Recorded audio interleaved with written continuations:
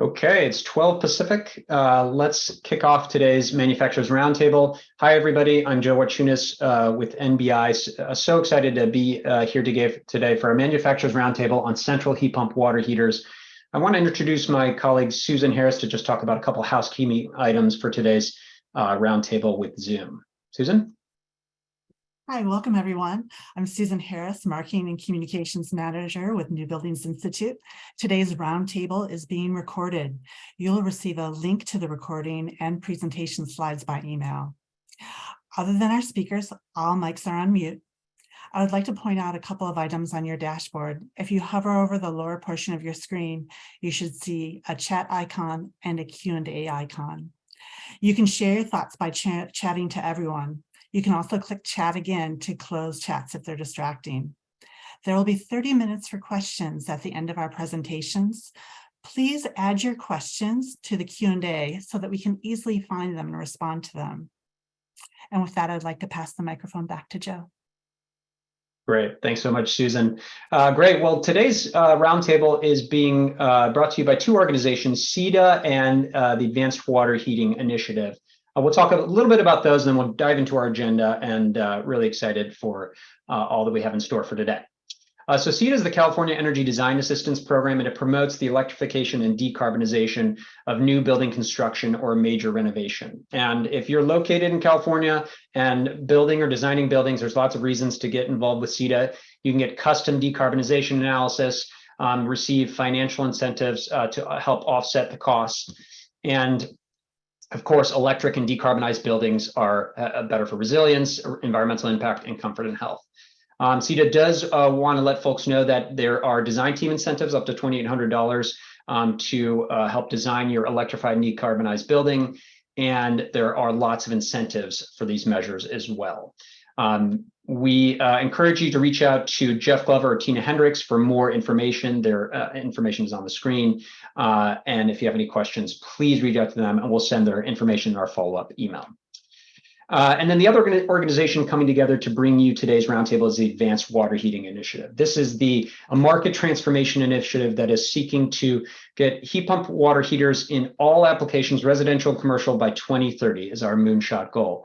And we do our work through our working groups, which are free and open to all. We have our residential working group, our equity-focused working group, our connected water heaters working group, and then our commercial heat pump water heating group. And today's roundtable will be moderated by the leaders of our commercial working group. And let me introduce them now. Kashmir McVeigh is from Bonneville Power Administration.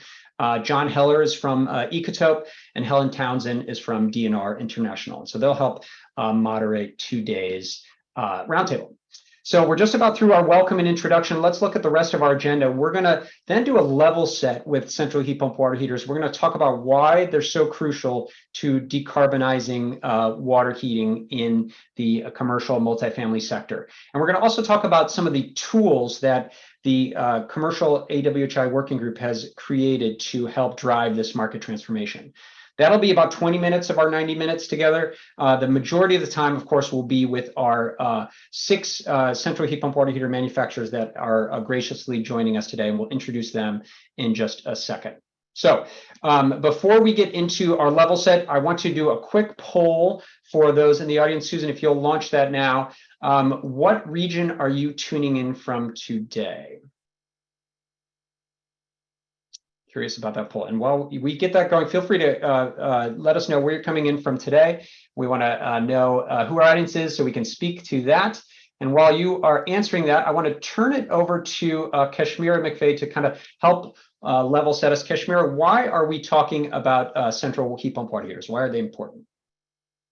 Thank you, Joe. I appreciate being able to be here today and share our findings of the commercial team with everyone.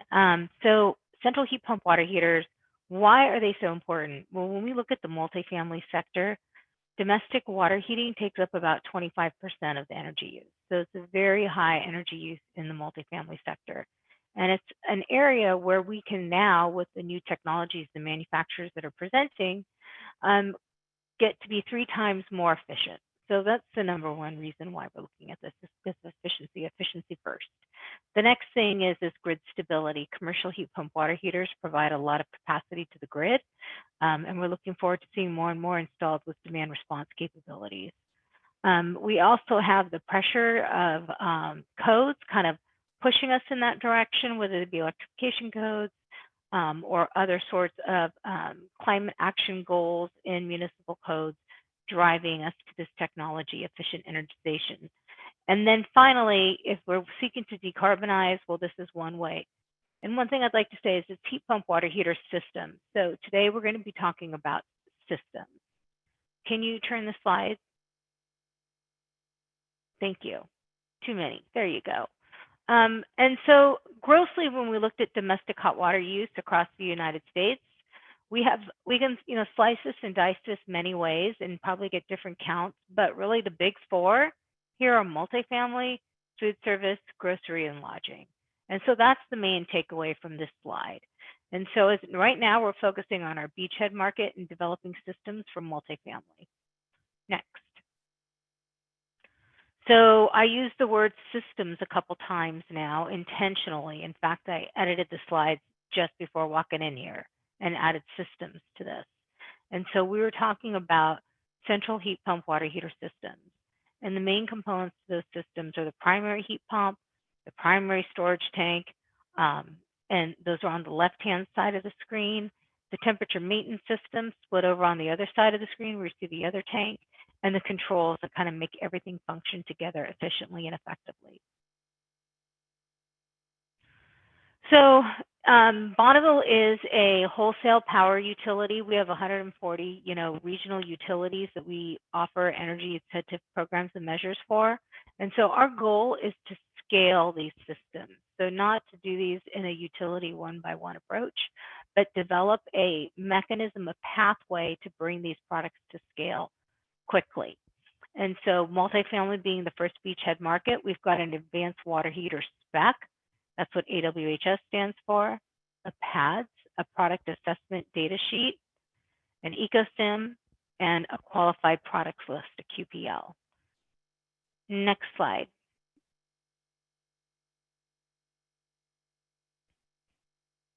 So the first of all that we have is the advanced. Are you going to cover this slide, John? Sorry, I lost count. Yeah, are you handing over to me? Yes, tag, you're it. Okay. Hi everyone, John Heller from Ecotope here. So the advanced water heating specification is our first effort to recognize that we can have the best heat pump in the world, but if it is installed incorrectly or controlled incorrectly or sized incorrectly, that you're not going to have a reliable system out in the field. So what the advanced water heating specification is intending to do is develop a unified understanding that when we say heat pump water heating system, we're talking about all the same components that exist in an integrated tank, like you see in the picture on the right there. It includes, as Kashmira said, the heat pump, but also the storage, the controls, and the temperature maintenance or backup or supplemental heating that's required. And the advanced water heating spec is a way to describe that in a unified manner. Go to the next slide. We're trying to build a qualified products list of heat pump water heating systems that have been tested and proven and documented to meet the advanced water heating spec. And the way that the manufacturers will submit products to be on that list is through the product assessment data sheet. I think it's supposed to say data sheet.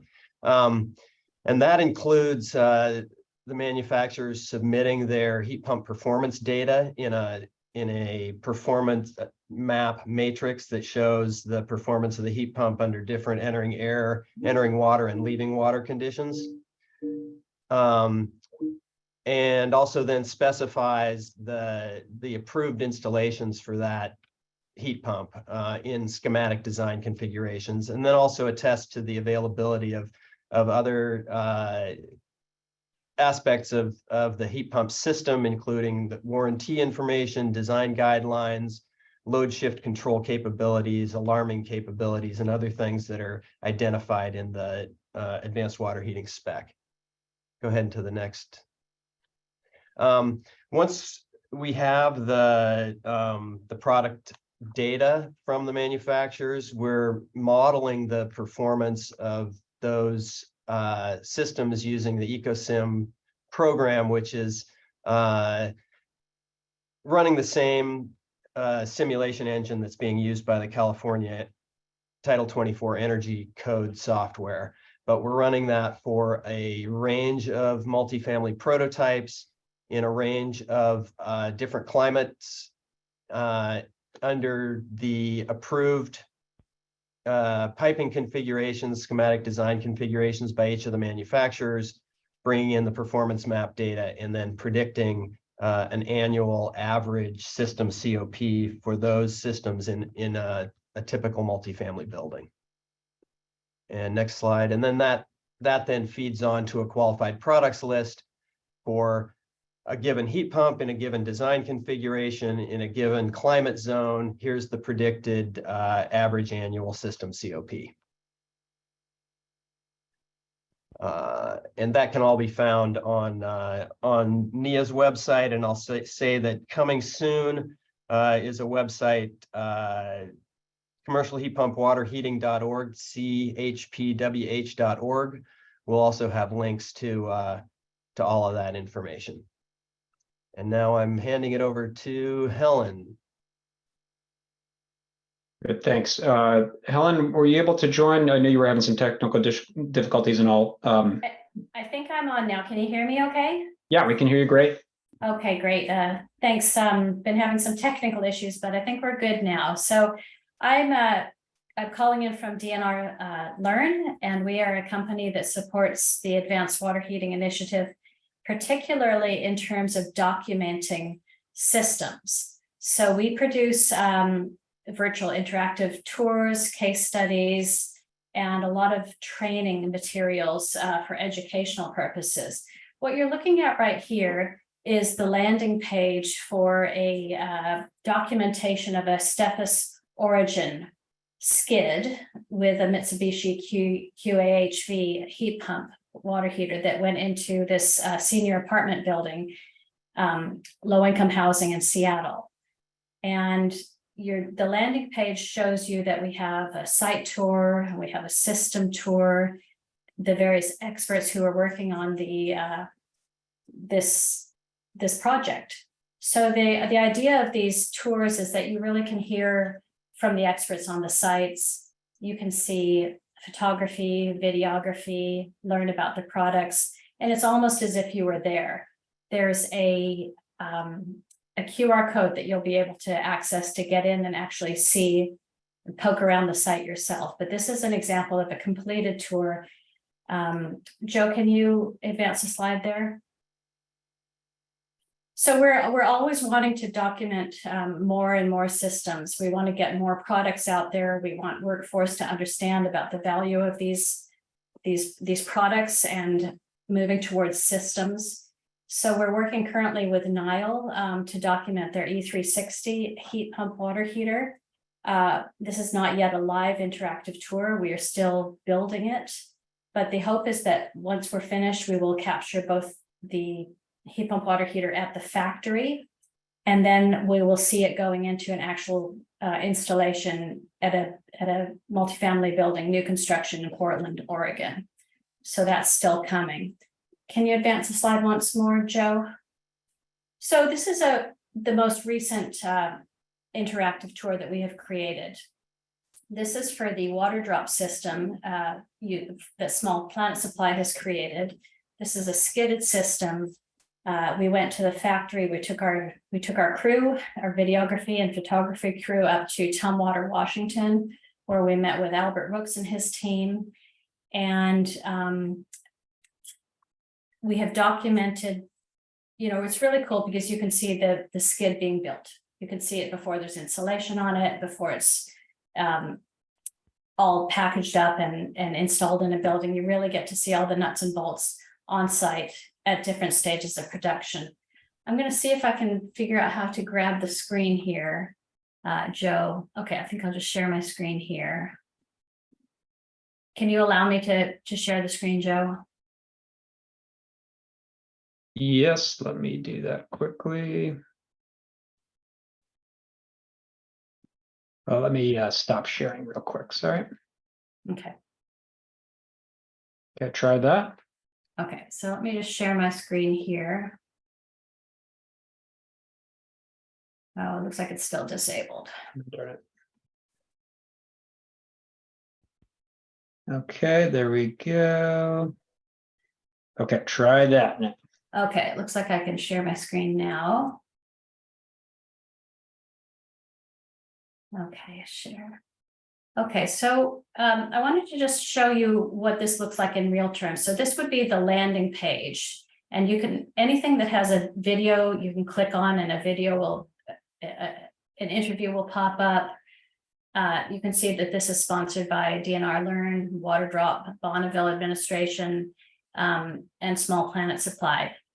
If you click into the facility tour, I'm going to just click on the next page. We're actually in the factory here, so you can scroll around, you can move and interact with this in any which way you want. You can click on the different information here. We'll pull up different information for you. Here you can see the skid. You can see the primary skid here and the secondary skid here. You can click on any bits of information to learn more about things. And then here is a close-up of the primary skid. Again, you can, move all around this interactive. I wanted to show you the completed skids here. So this just gives you a little bit of a overview of what an interactive looks like and how you can interact with them yourself. We will be supplying the recording afterwards, so you'll be able to get the QR codes and look at these yourself. So let me stop sharing here.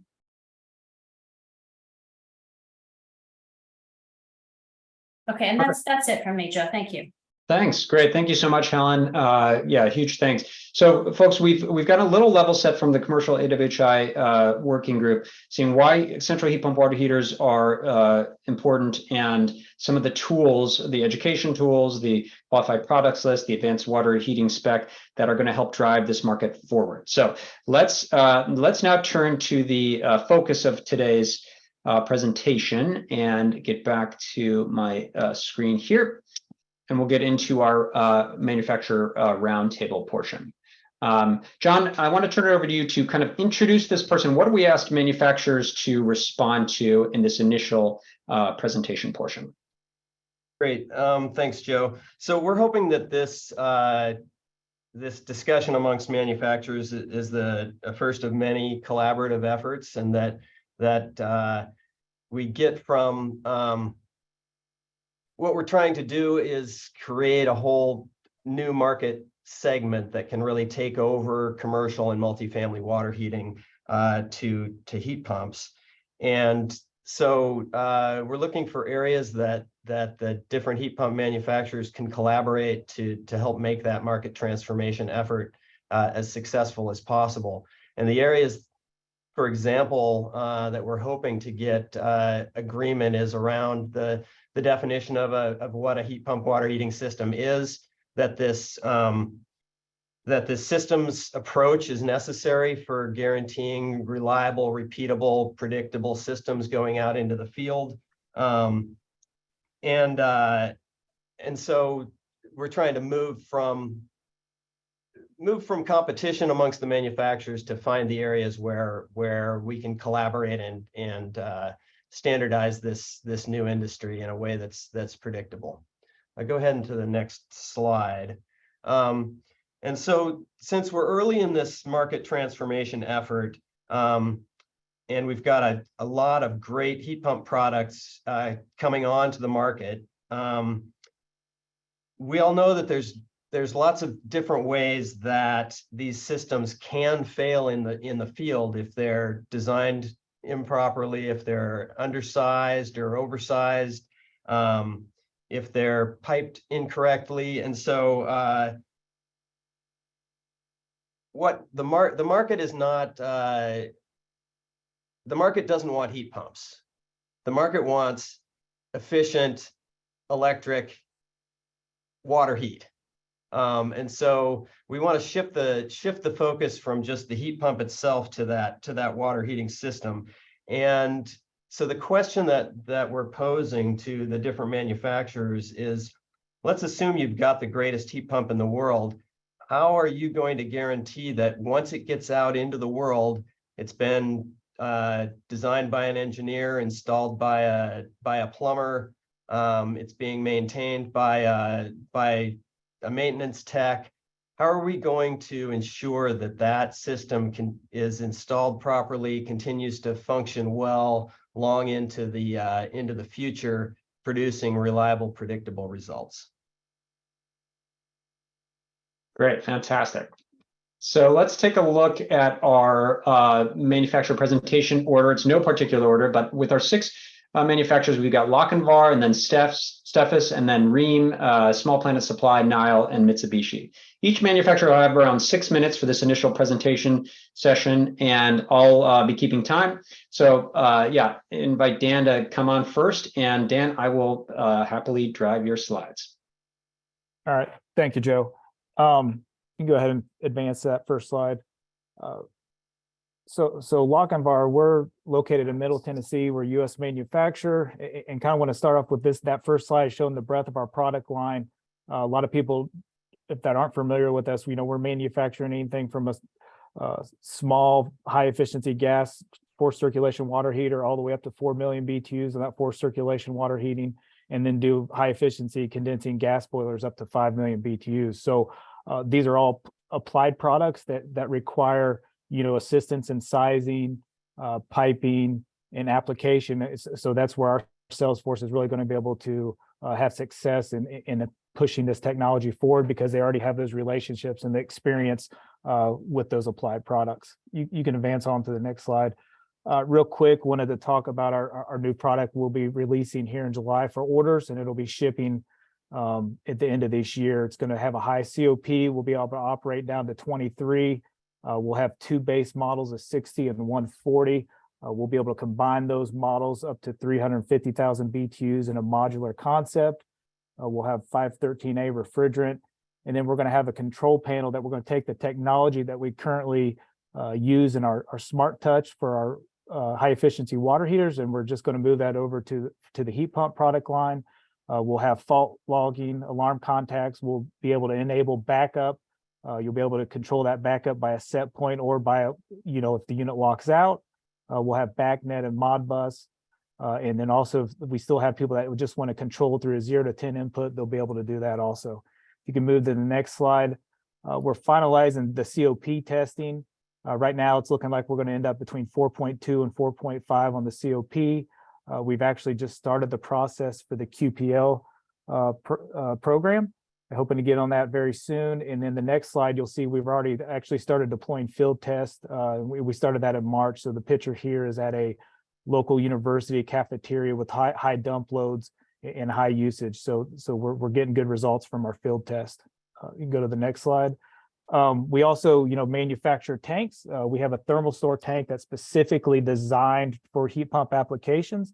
If you can go to the next slide, and as we mentioned, not all systems are the same, depending on how they're designed and the storage. So we feel that this tank, when applied, will actually help the system efficiency, because the tank has a patented baffle that's going to create a great stratification layer that allow optimal system performance and getting the correct water temperature back to the heat pump.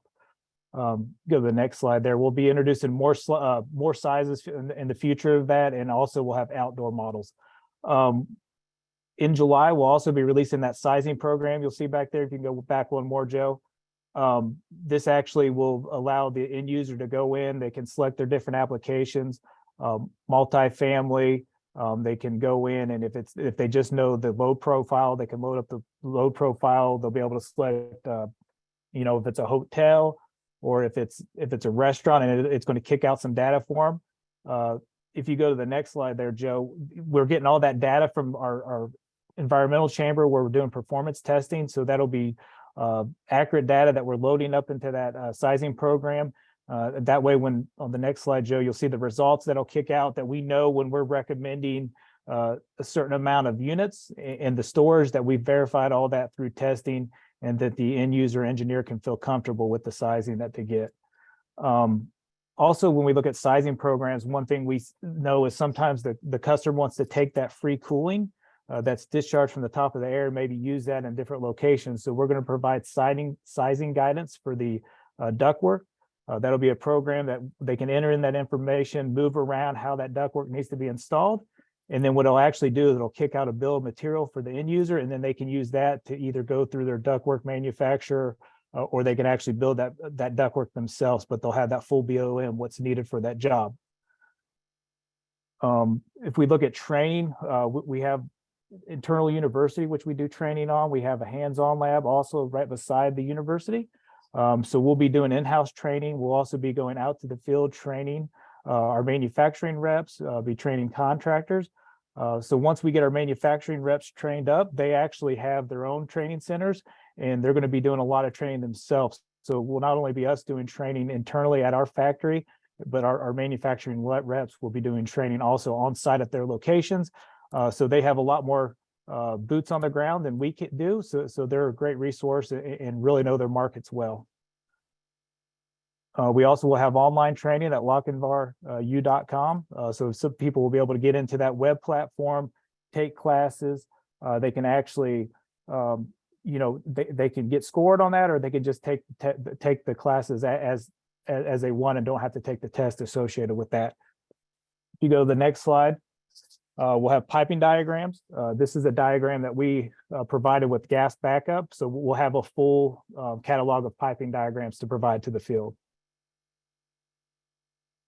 And then I think we got one more slide here, Joe. Finish up for the last 30 seconds, I think.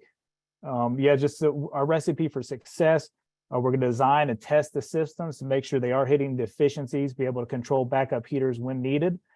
Make sure those products are applied well with the help of our manufacturing rep. We'll have training in-house and on LochinVaru. We'll provide commission and troubleshooting support, and then we'll have warranty for those products. And then we also build package systems. So if anybody does source a package system from us, that system will have a whole warranty itself. Perfect. Thanks so much, Dan. Really appreciate it. Thanks for that run through on LochinVaru. Perfect on time. Really appreciate it. We'll hear more from LochinVaru and Dan in the Q&A portion. Let's turn it over to Dave Murrow from Steffes. Dave, go ahead. Thanks, Joe. We are very excited to be here and bringing a new product to the marketplace called Origin. Steffes has looked at this marketplace, and we feel like we want to support the marketplace by partnering with or working with multiple heat pump manufacturers, and let the heat pump manufacturers provide their product, which you'll see 3 of heat pumps on the right.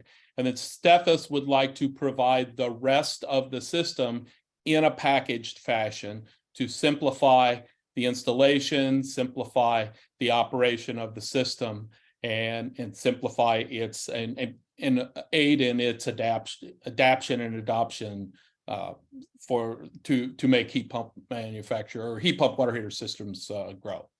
Next slide, please. So we hope to, in 5 easy steps, help support the heat pump water heater system adoption in our marketplace. And those steps include selecting an Origin system to handle everything but the heat pump. Select the heat pump you wish to operate with. When all of this gets to the job site, connect your water lines and connect your electrical power. Start up the system and deliver hot water, and then rely upon your local rep for Steffes to support you. Next slide.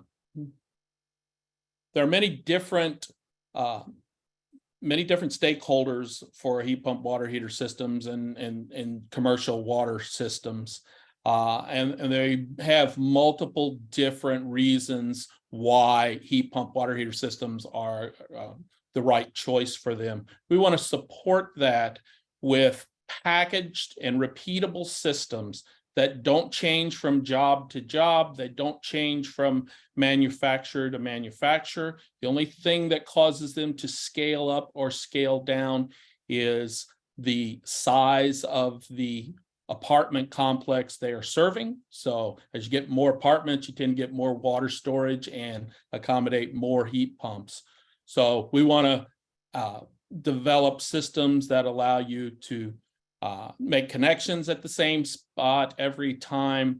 And once you've done a couple of these systems, you're very comfortable in what sort of reaction and what sort of thing you're buying and you're going to get. Next slide, please. So this is an illustration of what is included in the Origin system. This slide should look familiar to you because it is an adaptation of the one you saw earlier that shows the water heating system. But we have the main components of the heat pump water heater system. You'll see the heat pumps on the left, which are provided by the heat pump manufacturers. And then we want to package the water storage, the swing tank or the temperature maintenance system, along with a recirc pump and a mixing valve. We also want to add heat exchangers to protect the heat pump water heater system from the varying degrees of city water that the system might experience. Next slide, please. We got Origin size to fit the largest variety of applications that these systems will see. Thank you. So we're initially targeting 75 to 150 apartment type systems and multiple geographies. We want it physically sized to fit your space. And so we've got multiple sizes, but they effectively get longer. They don't get higher or deeper. Next slide, please. We want to simplify your systems up front. So we have pre-configured repeatable systems sized for your location, and we will have selection and design tools to help you get to the right choice, as well as we'll have local sales rep support in all major markets in the country. We want you to have the flexibility to get the heat engine or heat pump that you prefer for the job site. And then we want to streamline what goes on when all of this equipment arrives to the job site. We don't want you to have to keep track of multiple tanks and multiple pumps and get someone to do the wiring. We want to do all of that for you. We'll offer factory startup services, and we will offer remote communication, so you can look at the operation of the system from your office or from any sort of remote location. Next slide. So I talked about 5 steps to get these systems adopted. We just want to make sure that we simplify this type of system that people are starting to get to know in 5 ways. Package it up front, reduce the amount of time it takes to put it all together on the job site, give you similar and repeatable solutions each time, factory test all of our solutions, and then give you proven results like we exhibited along with our friends at Mitsubishi on the initial Bayview job that you've seen highlights of earlier. Thank you for your time. Thanks so much, Dave. Really appreciate that. Yeah, sorry for the phantom slide movement there. Great. Dave will be there for the Q&A portion as well. I'll turn it over to Reem and quickly ask folks or manufacturers if there's a specific Q&A to your product that if you can check and you're not speaking, and you can check the Q&A button and want to answer anything in written form in the Q&A, I invite you to do that. Otherwise, we'll get to the questions. We see a lot of them already appearing in the Q&A button. Great. Hillary, thanks for being on, and I'll drive your slides. Thanks so much. Yeah, good afternoon. All right, we'll go ahead and get started. So my name's Hillary. I am the commercial heat pump product manager for Reem. You can go ahead and jump into the next slide. So before we get started on the initial questions for this roundtable, just an overview of the product that we're talking about from the Rheem portfolio from a central heat pump standpoint. We do have our commercial heat pump water heater operating in the moderate climate ambient operations. But as you're designing these systems, our applications engineering team can work to help widen that ambient operating system or operating temperatures. Really big for new construction and some limited retrofit across a wide variety of applications, just knowing that you can size up to scale with additional capacity or with additional storage. Our system is using a multi-pass piping as part of it.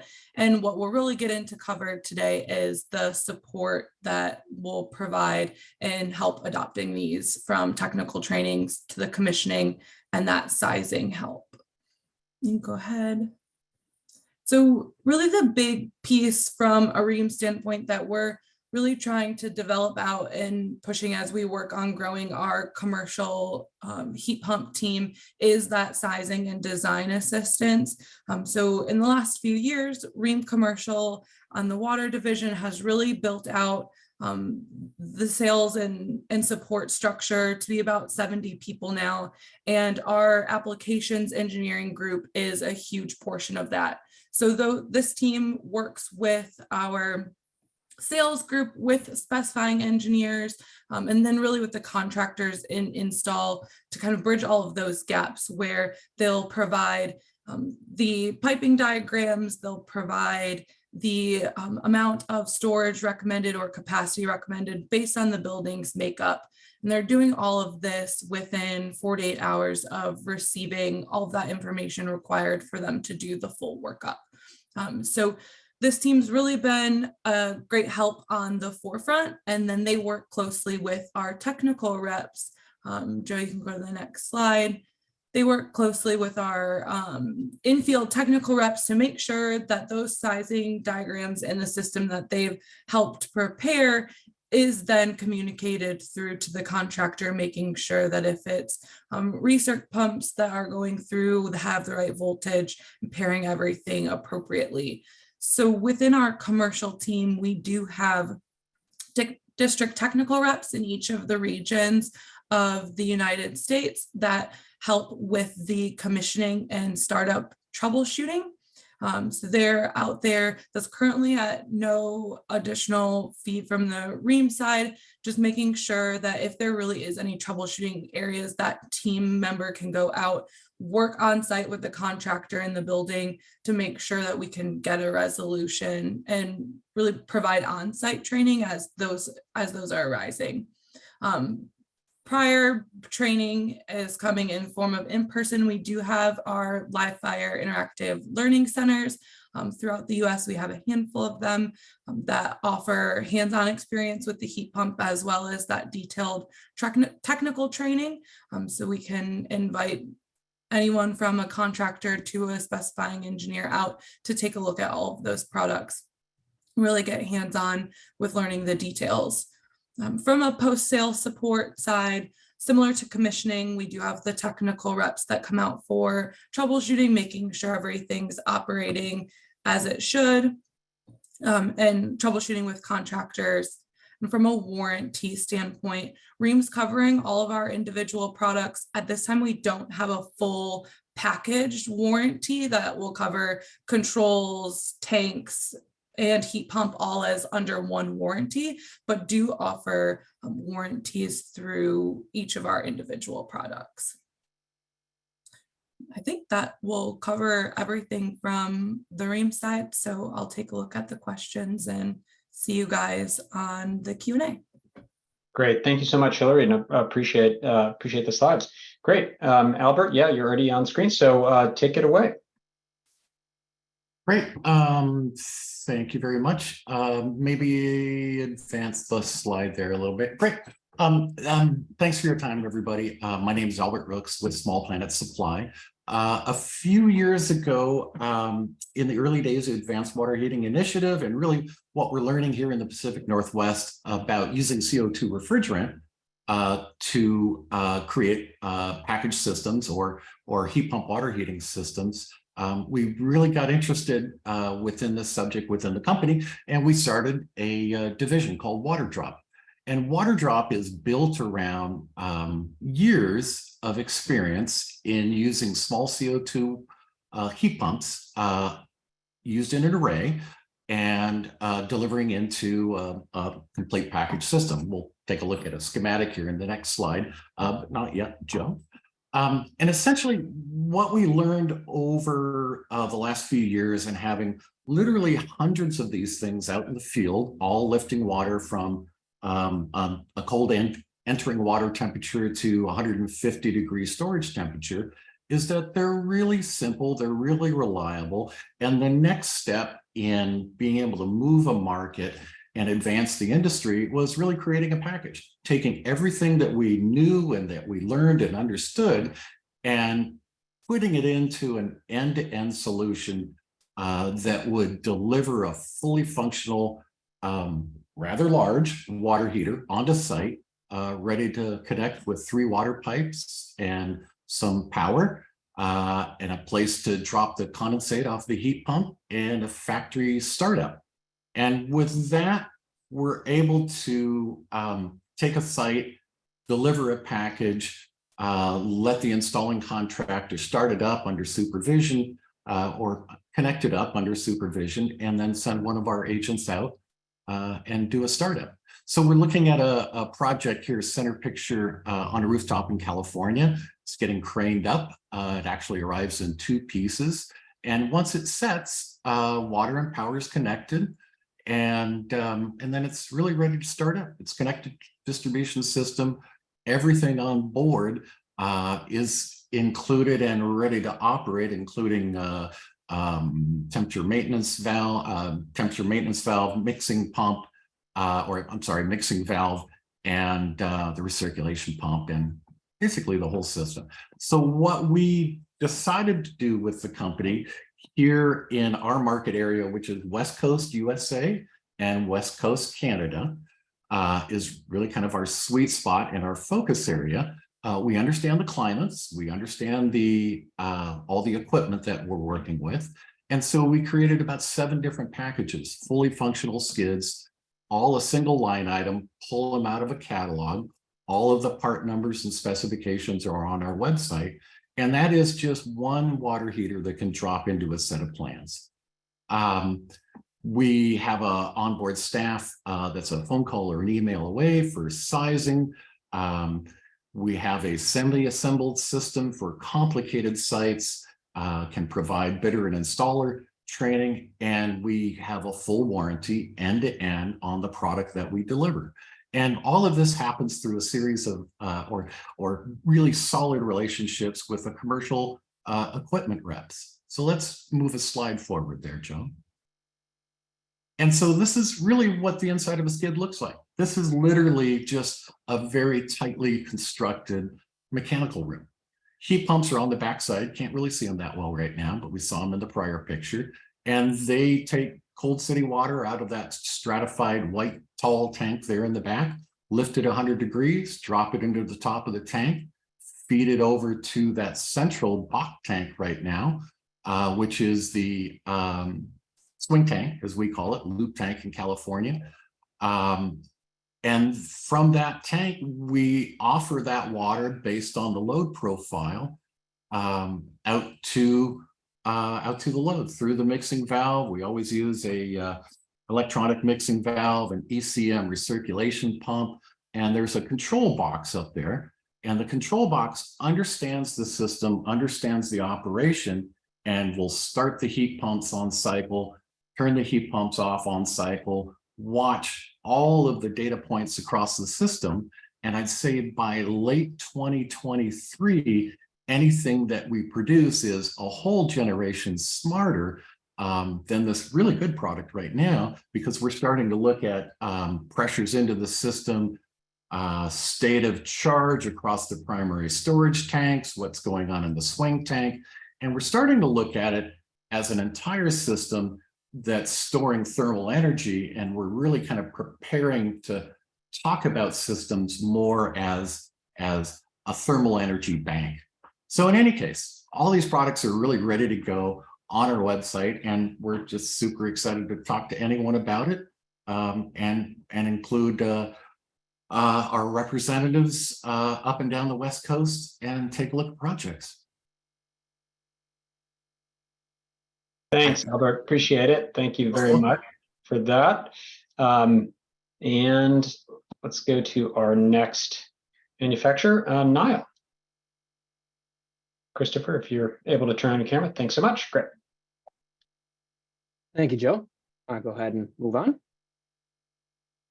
So first off, hats off to AWHI for putting this together. We really appreciate the continued efforts by this organization and others as well to bring heat pumps into the future of domestic water heating. So Niall is a little unique in this group. We specialize in central heat pump water heating systems in commercial buildings. It's all we do.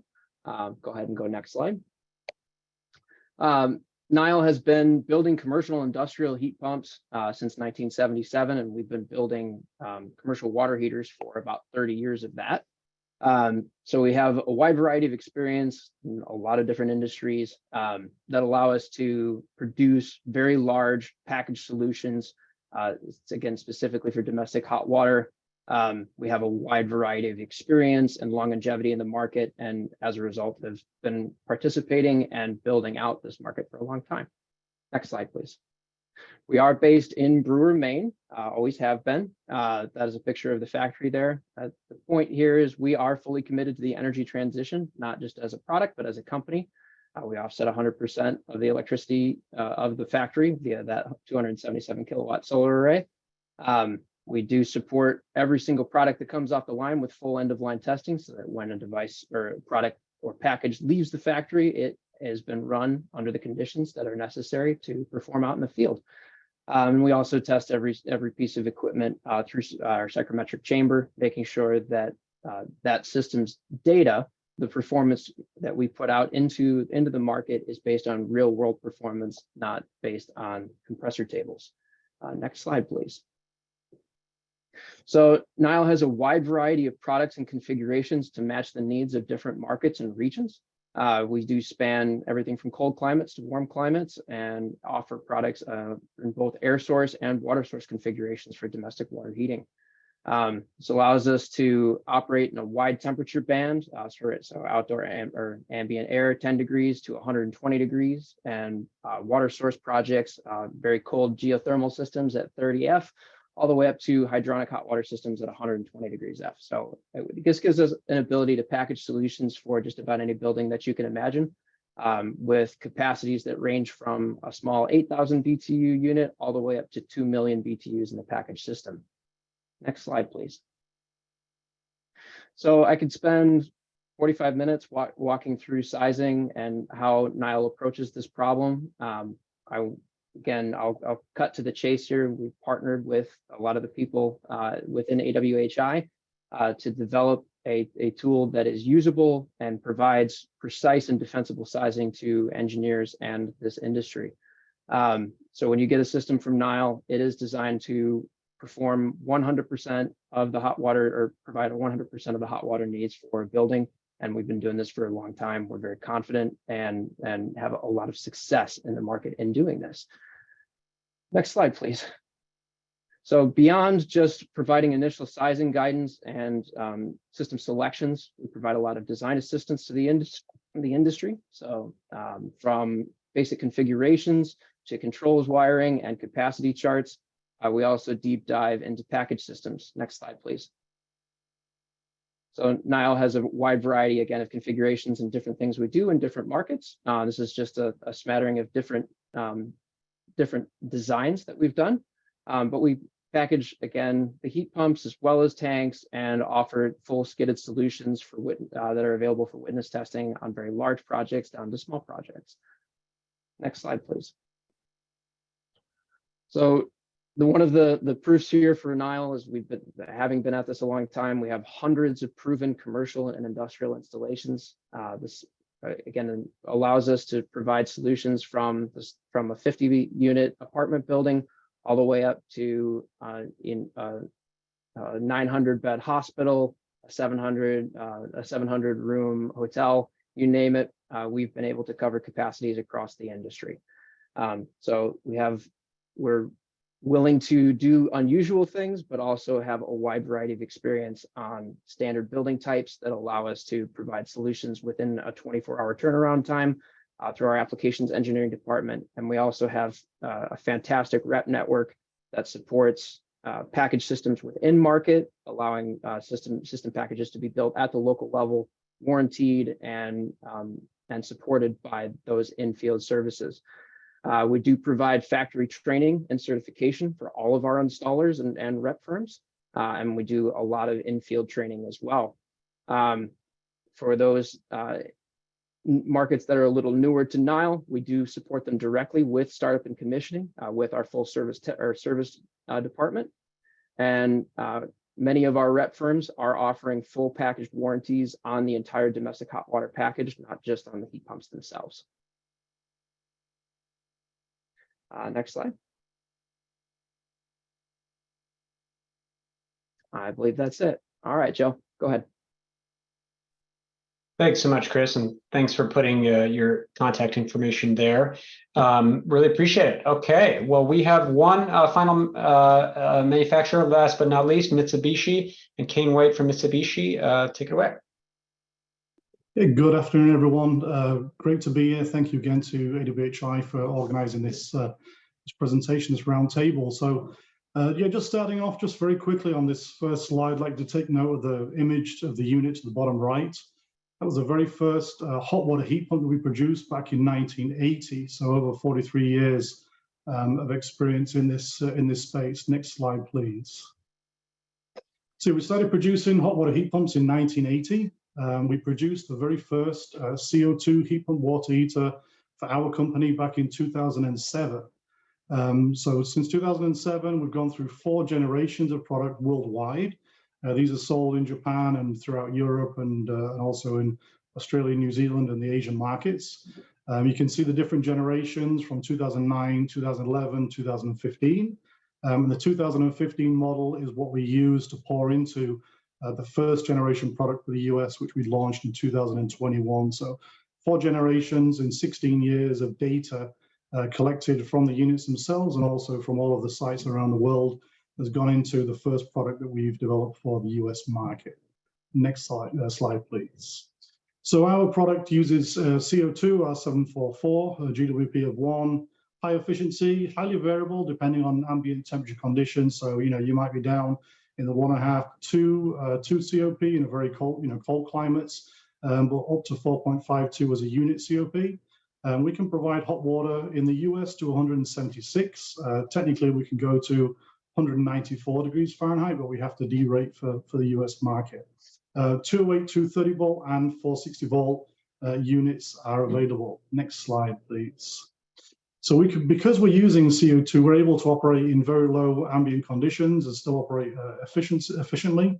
So we can operate down to -13 degrees Fahrenheit and down to -35 degrees Fahrenheit without a capacity rating. So what that means is the system itself can produce 100% of its heating capacity, which is 40 kilowatts or around 136,000 BTUs at 36 degrees Fahrenheit ambient temperature. And even as cold as -13, we're still able to offer up to 50% of the heating capacity. And that's achieved by using CO2 as a refrigerant, by using the particular compressors that we do, and also utilizing a technology we call flash injection, which raises the system pressures and temperatures, enables us to continue operating in very, very cold climates. And we've been operating in many countries in Scandinavia, for example, down to in the -30 degree range for some years. Next slide, please. So our units, we have one unit size, which is basically 40 kW or the 136,485 BTUs. Depending on ambient temperature, it can actually operate at 50 or 60 kilowatts up to 204,000 BTUs. It's dependent on ambient temperature, but for system sizing and ratings, we go by the 40 kilowatt value. We can combine multiple units in a system, so those units will communicate between one another If there was a system issue, we can stop one system, starting another system. We can prioritize lead lag, demand response. So a lot of variability with the communications network that we have. And they also fully integrate into our other controls and other Mitsubishi Electric products. So we can have a building, for example, where we take care of the space heating, the space cooling, and the domestic hot water, and tie everything together with one control system. And that's all done in-house with Mitsubishi Electric products. Next slide. So as the other manufacturers have mentioned, this is, I think, vital. It's really, really important for the commercial market if we are to advance the adoption of these types of technologies. And I welcome as much competition as possible, because there's a lot of business out there, and more than we could ever cope with. So for sure, there's enough out there for all the manufacturers. But if anyone is playing in this space, then the reality is for successful systems, successful installations, you really need to have a packaged offering. So we do not sell the heat pump units standalone. It's not possible right now. We only sell the system as a fully packaged offering. That includes the storage tanks, the swing tanks, and also other ancillary components, plus our control panel. And full controls integration. So really key that it is truly a packaged offering. We're looking to optimize system performance, and that's by using certain types of tanks that have, as been mentioned previously, internal fittings that are able to really perform and enable the best possible stratification and usable hot water. So we're looking at system COP and system efficiency, system performance, not just heat pump or unit performance. And along with that, we also, have worked on skid type setups, and that's also something that we'll be, introducing in the future. Next slide. So from a support standpoint, to really answer some of the questions that were asked with regards to these presentations, we do have a selection software available today. It's our DSB, or Diamond System Builder, and we use the same software for designing VRF air conditioning systems. We have a separate section in there for our hot water heat pump, our QEHV, or Heat2O as it's branded. So the selection software is there. We do recommend using the EcoSizer tool for system sizing. We provide full design support for all projects. We have dedicated training facilities. You can see 3 on the screen: New Jersey, California, and Georgia, and there's more coming online very soon. All startup and commissioning is done by factory personnel, so Mitsubishi Electric employees. And we do provide a warranty for the entire system that we sell, the packaged offering, which includes the heat pump, the storage tanks, swing tanks, controls, and any other ancillary components. So with that, Joe, thanks very much. I'll pass it back. Thank you so much, Kane. And actually, I'll invite all manufacturers and our host to now come on camera. Really appreciate the great introductions to their products and the informative slides we've seen so far. So now we're entering our Q&A portion of the presentation. I'm going to stop my sharing and welcome folks to who have already put questions in the Q&A to continue to do so. And I'll turn it over to our leads, John and Kashmira, to help guide us through the Q&A. John, I think you want to start us with your with an initial thoughts and questions. Go ahead. Yeah, thanks, Joe. Fantastic. It's super interesting to see the range of different approaches coming from the different manufacturers, like Rheem and Lochinvar that are focused on supplying the heat pump and training the market how to use it, kind of similar to the way that boilers or other equipment have been delivered to the marketplace, to Mitsubishi, which is taking more of it's still providing parts and pieces, but as a full package, similar to the way that Mitsubishi has and others have brought the VRF system to the market, where it's a complicated system with lots of different parts and pieces, but they're all coming from the same manufacturer. So they're designed to work together as a package.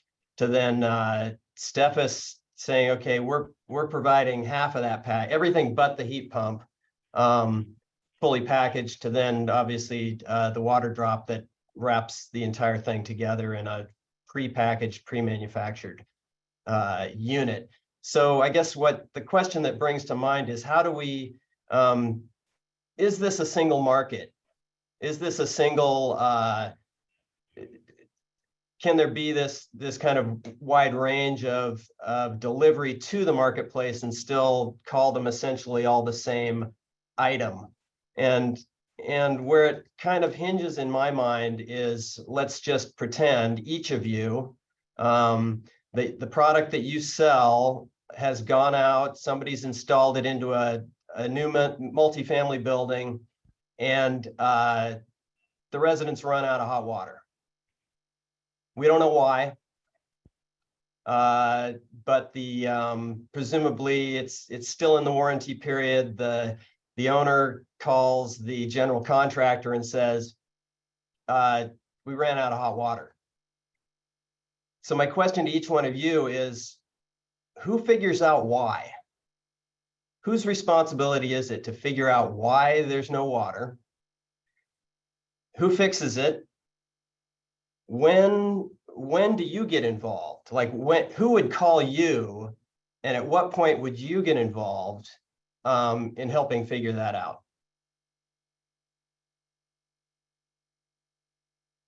Albert wants to start because his answer is the easiest.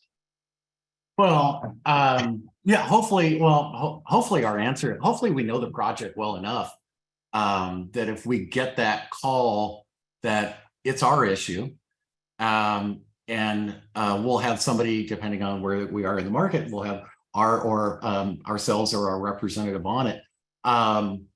Who would call you? How would you know that they ran out of hot water? Somebody's going to call somebody, and it's going to make it back to us, because ultimately we're carrying the warranty. We have passed on the sizing and we've started it up. So we should have a pretty full depth of knowledge about what's going on with this project. And I also kind of want to push to maybe later in the year with the advanced controls, we'll have visibility into the whole system performance. Currently, right now, if a job doesn't have hot water, somebody's going to tell somebody in the building, and it's going to come back to us. And I think we're going to have these systems are not super complicated. It's a lot of parts and pieces, but it's a thing that makes heat, going to a thing that stores it, going to a mixing valve and a swing tank, et cetera, et cetera. It's not, I mean, it's a lot easier to put people on the moon these days than So it is. It's your fault. It's your problem. Yeah, pretty much. Yeah. Sorry. Thanks for cutting me off. I can keep Who else wants to take a crack at that? Yeah, I can jump in and give an answer from the Mitsubishi Electric perspective. So, yeah, from our perspective, you know, we've had our own employees on the job, so physically on the site during installation and at startup and commissioning.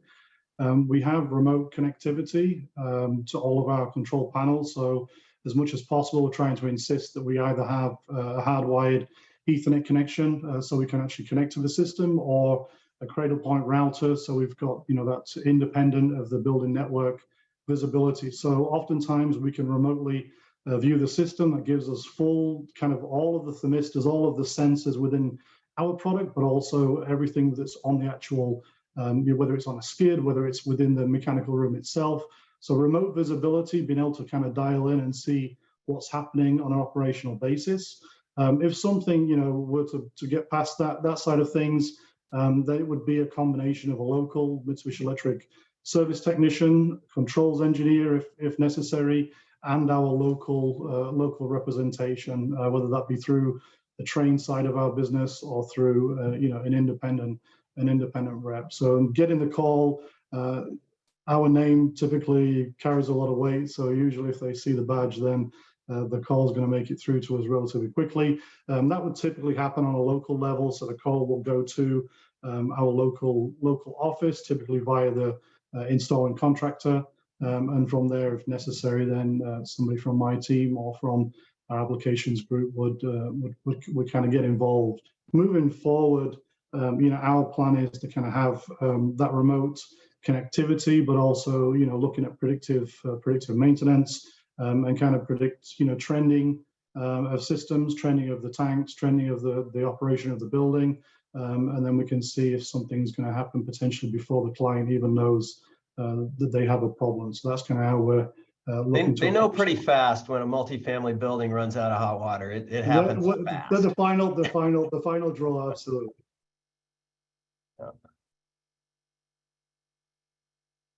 I'll go ahead. Go ahead. Yeah, Chris. All right. So Nile would, in that particular situation, we have in market representation in 38 states and in all of Canada and in all of Mexico. So in terms of the ability to respond, we have a very large factory trained and certified network of technicians. And then if in their case, they have direct access to our qualified refrigeration technicians, electrical engineers, and applications engineering support staff. So in the event of a situation where support is required, we have a very extensive support system to help assist in either repair, replacement, or even software updates. We can do that remotely. We can set up on-site monitoring. And make sure we know why it happened, what happened, and to make sure it never happens again. So would it be the contractor's responsibility to figure out why, or they get the call that there's no hot water? Do they immediately call you and you immediately step in? Typically not the contractor. They would reach out directly to the infield rep. So usually a manufacturer's rep that we're all familiar with. And they have, again, trained staff and technicians from our factory that would respond initially to make sure that we can get on site and get our arms around the problem. And if they require additional support, they would reach out to our staff. Okay, so the first line of defense is the distribution network. The people that live in market, yes, and help size, specify, and support the system for its life. John, I'm going to stick my head in the lion's mouth here and say how we expect it to happen, thereby guaranteeing it will never exactly happen this way. But we will have local plumbing representation in every market in which we sell our product. And you're expecting that you're going to get called before the heat pump manufacturer? No, I'm expecting that, and a lot of times the local contractor who's experiencing the problem, or the local the local owner will call the local contact they know. Now, we may also get called directly ourselves, but I'm expecting a large portion of the time this is going to be a call to our local local sales representative. Whose job is it to figure out whether or not it's a problem in the skid or a problem with the heat pump? Well, that'll be a combination of us and our local representation. You know, it's going to be pretty easy. We'll be able to see if we're getting hot water coming from the heat pump, and if we are, then chances are the problem is somewhere else. If we're not getting hot water coming from the heat pump, what if the heat pump's just not running? That's correct. Why isn't the heat pump running? Right. Okay. So is it because of something happening in the origin box, or is something happening at the heat pump? We'll tell the heat pump to, we will ask the heat pump to run. If the heat pump's not running, then we'll have to have someone figure out whether the heat pump's running, why the heat pump's not running. We don't want to get involved in controlling the heat pump. We don't want to be part of that, because we think the manufacturers want to do that themselves. And that's the feedback we've gotten from talking to multiple manufacturers. So we'll send a signal to tell it to run if the owner tells us to run the system. And the heat pump will go and run and provide us hot water. So John, to that question about is the heat pump running or not, we see similar issues now with gas-fired appliances where the BMS is trying to control the system. And, really, you don't want to start pointing fingers. You just want to work together with who's involved, whether it's the manufacturing rep, the manufacturer, and the contractor, figure out what's going on, get a resolution, and then try to figure out, okay, well, why did that happen, right? It's really trying to get that customer up and running as fast as possible. As Chris said, with manufacturing reps being the boots on the ground, the local, they're going to be a big resource for Lochinvar because they can get there a lot quicker than somebody can get on a plane, fly from Middle Tennessee to, out to the West Coast or the East Coast. So we need to rely on them and their expertise to help in that troubleshooting.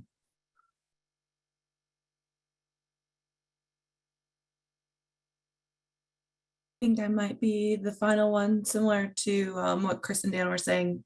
If there is an issue in the field with no hot water at a site where a ream heat pump's installed, the contractor who worked on that installation is likely going to be the one to get the first call. They'll work with their area service provider to get in-field on-site technical support. And if the troubleshooting is too much that they're experiencing something they haven't seen before, or just can't seem to get things to click and get back started, that's when our factory technical reps will come out to the field, help with that troubleshooting on site, and hopefully get them back up and running. And from there, they'll follow any warranty processes that we have set up to make sure that if there's some sort of warranty claim that needs to go through and be processed, that Ream will take care of whatever that may be through, whether it's part or product replacement. But that area service provider and contractor will work through us to get that warranty settled. Thanks, Hillary. I have a few questions here that are in the Q&A that I'd like to raise. So one thing, I just want to take a step back because we're using a nomenclature that some people might not have heard before. Does somebody want to give a brief explanation of what a swing tank is? Go ahead, Chris. That's a fun term. And it is highly specific to heat pump water heaters. So a swing tank is specific to what is known as a single pass configuration, yet another buzzword. But essentially systems that take domestic cold water and heat them at a large delta T, so say 100 degrees Fahrenheit, are not going to be able to necessarily take in hot water temperatures at the inlet to the heat pump. So that 100 degrees of rise is great from an efficiency perspective, but it means that the entering water temperature can only go so high. So recirc water traditionally can't be handled directly by the heat pumps in that configuration. So to maximize efficiency and operation of single pass systems, you incorporate secondary heating for the domestic recirculation losses. So all that heat that gets lost in the building, we're going to employ a secondary heat source for that. Now, there are different ways to configure that to optimize its efficiency. It can also be heated by a heat pump in the right installations. But that system, we create a discrete separation between primary heat pump generated storage and secondary recirculation losses. Did I throw out too many buzzwords? The No, complexity of that good. answer is exactly why we're talking about these as systems rather than individual products. Yep. Right.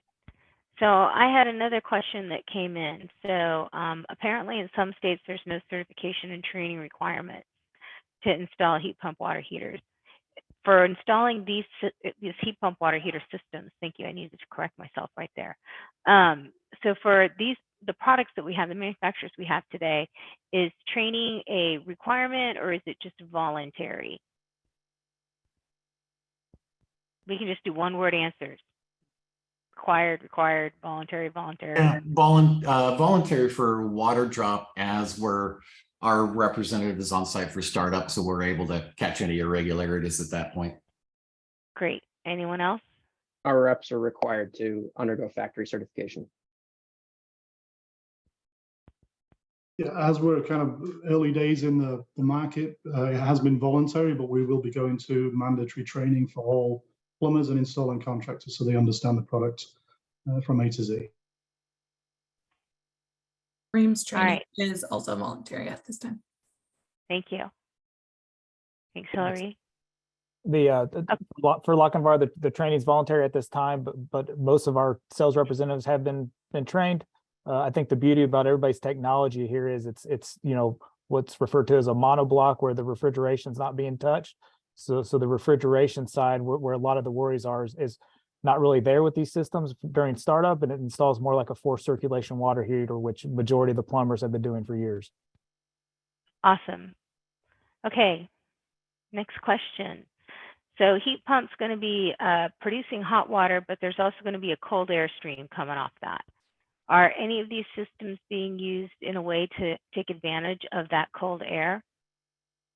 So if I don't mind, I can start off on that one. So in certain situations, the customers will want to take advantage of that cool air because they can increase their system COP. They can push that cool air to different locations in the building. So again, in my presentation, we talked about providing some sizing software, how to do that, run that ductwork and utilize that free cool air. But that's really going to be up to that engineer, the design engineer, to determine if he wants to utilize that cooling or not. It does obviously add install costs, but if it can be justified, there are some benefits. Fantastic. Anyone else? Yeah, there's a wide variety of free cooling applications for heat pump water heaters, as Dan already alluded. You can use that. You can use air source products for a lot of that. On our side, a little different note, when you go to water source products, you have the ability to provide additional compound coefficients of performance for chilled water systems and condenser water systems. There's a lot of advantage to kind of doubling up on extracting heat and actively cooling water to optimize other processes inside of a building. Yeah, Chris, I think that's where we can do better as manufacturers, is try to show some guidance there. What is that, impact on, lessening the wear and tear on the cooling tower, or ever how they're rejecting that heat in the building. So I do feel that's where we can provide some more assistance moving forward on the water source side. Anyone else like to answer anything there? Okay, I'm going to move on. You're going to have to be quick to jump in. So manufacturers are striving for heat pump efficiency. The assumption, the question. I know you guys are all focusing on central heat pump water heater systems, but have any of the system integrations or completed systems assessed the overall system efficiency? Oh, I'm sorry, say that one more time, Kashmir. Do you guys have any installations that are ongoing that are looking at the overall system COP as opposed to the heat pump COP? We have 2 projects that will be active by late 2023, and both of them will have full M&V, in addition to maybe demand response time of use programming. All of our systems will have the ability to measure system COP. All of our systems will have the remote ability to monitor the performance remotely. And finally, in our factory, we have the ability to simulate multiple different system types, including different return types, which are key, different returns, which are key to calculating the overall system performance. We can do a complete live simulation in our factory to give you results if you are interested in such. Niall's gone through several in-field M&Vs, and we also, I think we have 4 active right now that are undergoing measurement verification across North America. For Mitsubishi, very first project in the US, Bayview Tower, was full M&V, results already in. Also, we have 5 projects for the CEC in California in low-income multifamily. They're all with full M&V packages, and we also have the capability for system-wide COP measurement with our standard controls offering. Thank you, Keen. Okay, now what, another question that's kind of nuts and bolts question that came in, what type of design configurations, what kind of design are you designing for? So full system redundancy on these heat pumps? What are the assumptions going into the design?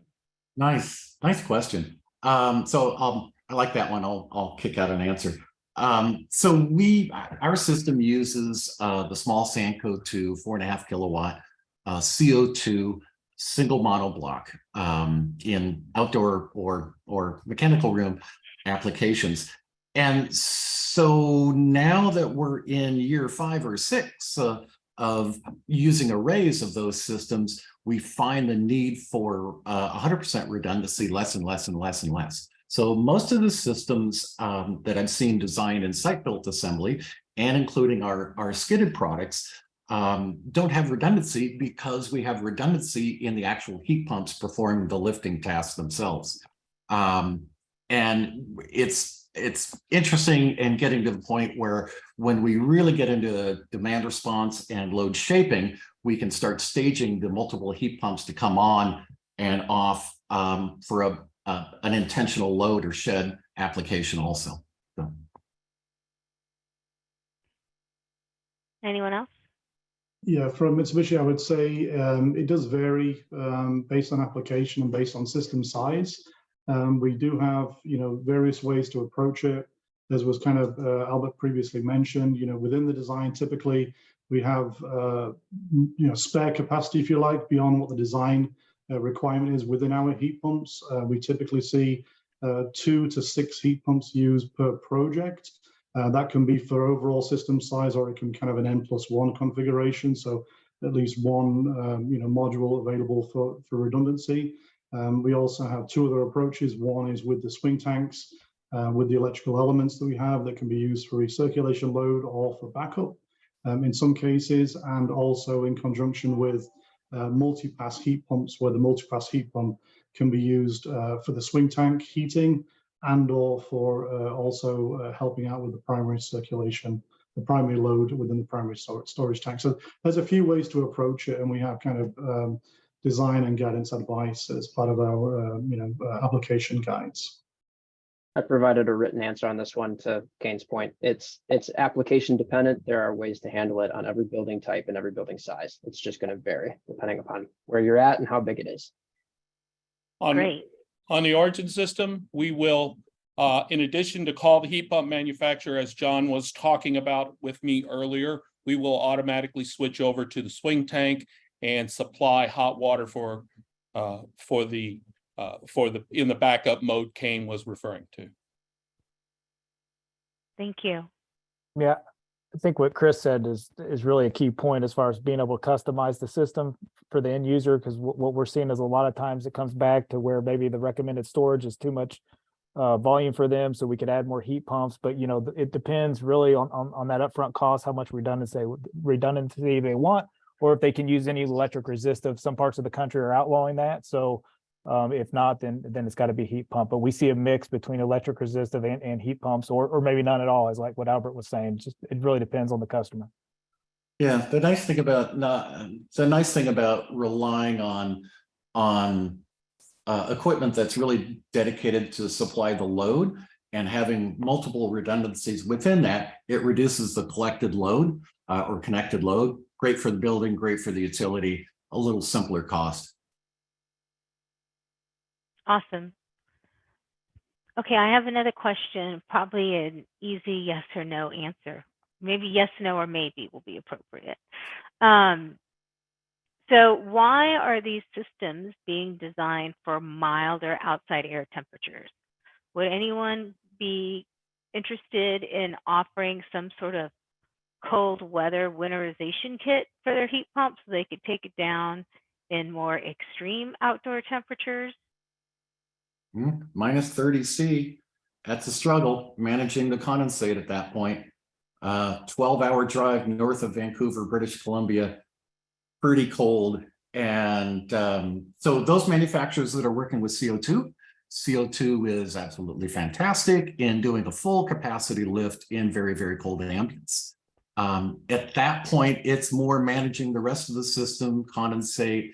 Our system has a limitation in that we're using a potable heat exchanger, right? So we're actually running potable water out into cold ambience. So we have to manage that. There's ways to manage that. We've got years and years of projects working, but Kashmir, that's really a limitation of the refrigerant itself, right? Not all refrigerants have a super wide envelope where they can deliver a high temperature in a cold ambient. And as we transition to more versatile refrigerants, we'll all have the opportunity to make heat pump water heating in super cold ambience. I'll play off of Albert as the other side of the coin, that there are a wide variety of design approaches for operating at low ambient temperatures. There are also considerations for equipment, as you alluded, Albert, to putting a piece of equipment outside that handles potable water or even glycol or any other interface material. So There are strategies to handle that at very cold ambience. I'm doing design days at -30 degrees Fahrenheit. We can do it. There are means and methods for it from a design perspective, but it can be interesting to handle things like condensate at those temperatures. Yeah, I would just add, Kashmir, that also other than refrigerants, and there's positives and negatives to obviously many different types of refrigerants and multi-pass versus single pass. So I think there's applications for all kinds of systems, but other than refrigerants, compressor technology also comes into play. So whether a compressor has a flash injection or a liquid injection circuit to enable low ambient operation, that's also in addition to the refrigerant. So we have other systems worldwide that do not use CO2, but they do use other low GWP refrigerants that can also operate, -13 and below. So it's not necessarily just a case of the refrigerant itself.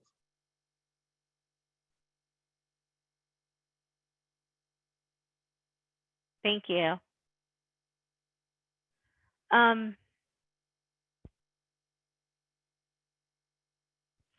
So in the AWHI commercial water heater systems, we have focused on multifamily as the beachhead, but you guys are out there in the field taking orders now. So what do you think would be the next best, nobody asked this but me, the next best market to scale? Why don't you start, Kane? Sure. So I mean, we've, like I said, we've launched in the US, and based on my presentation, I showed in 2021 in specific markets. Adoption, in the early stages was relatively low. It's now kind of getting to the point where it's going to be off the charts pretty soon. So that's why I said earlier, there's plenty to go around for all manufacturers for sure. One thing we're seeing, we're now into the kind of thousands of designs across the US, and we have visibility to that through our design and selection software. Multifamily, I would say, is definitely number one, and that's the application that we're seeing day in, day out. Hotels, I would say, along this similar type of line, but a hotel and accommodation is kind of is up there as well. We're also seeing other unique applications. So maybe I would say assisted living is one. Based on capacity of systems and based on our capacity, assisted living starting to come in. And there are a lot of other, commercial kitchens, other application types, but hotel is probably I would say the second, and assisted living would be our third that we're seeing right now. To add to that, beyond most of those building types are all very similar, long-term residential in essence. We have started to do a lot more in the healthcare space with large hospitals, large high rises in the commercial office space. There's a lot going on the building electrification standpoint for decarbonization with corporate entities and government entities. So there are new building types that we are working with every single day.